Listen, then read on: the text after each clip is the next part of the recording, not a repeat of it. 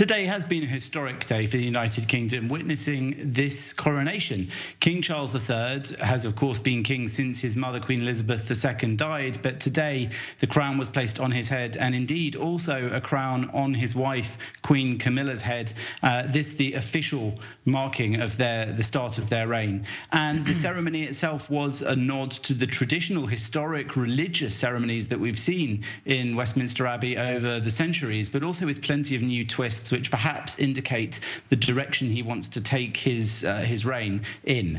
So to that end, we saw involvement of more diverse crowd of people, both from top to bottom, including those in the congregation and also those taking part in the ceremonies.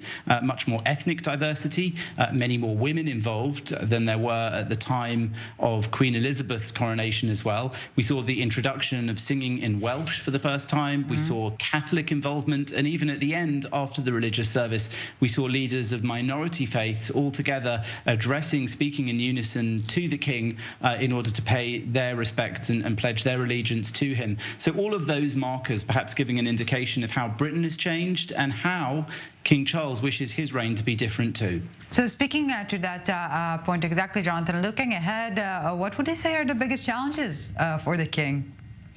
There are always plenty of challenges for the monarch. We have a constitutional monarchy, which means, of course, that Britain is a democracy, but the head of state is the monarch, chosen by birth, not by vote, not by meritocracy, but just because they're born into that line of succession. So the first challenge, I suppose you could say, for any new monarch is to maintain support for the idea of the monarchy. In 2023, it's not necessarily a given that people are supportive of the continuation of that. But Britain is, according to most polling, still majority behind the idea of keeping this system because of the traditions and the history, and because maybe replacing it with anything else would also have its downsides at this stage.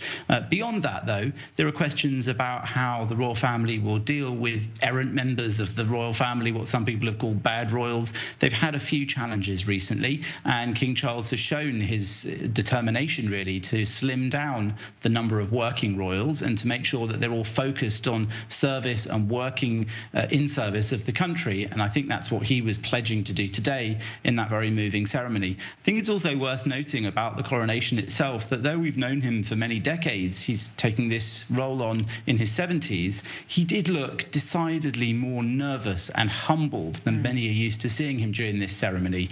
His mother, when she did it, was a young woman and understandably nervous, but he seemed to feel the awe and the seriousness, the weight of what was being done today, not just the weight of the crown physically and literally, but also spiritually as the spiritual leader of the church and the defender of the faith, and also the head of the nation. I think we saw a King Charles that maybe we hadn't seen so noticeably in the past. He's often smiling, joking with people, pressing the flesh, shaking hands in crowds, but today a very serious face, a man nervous about the responsibility he's taking on at an age when most people are thinking about retiring.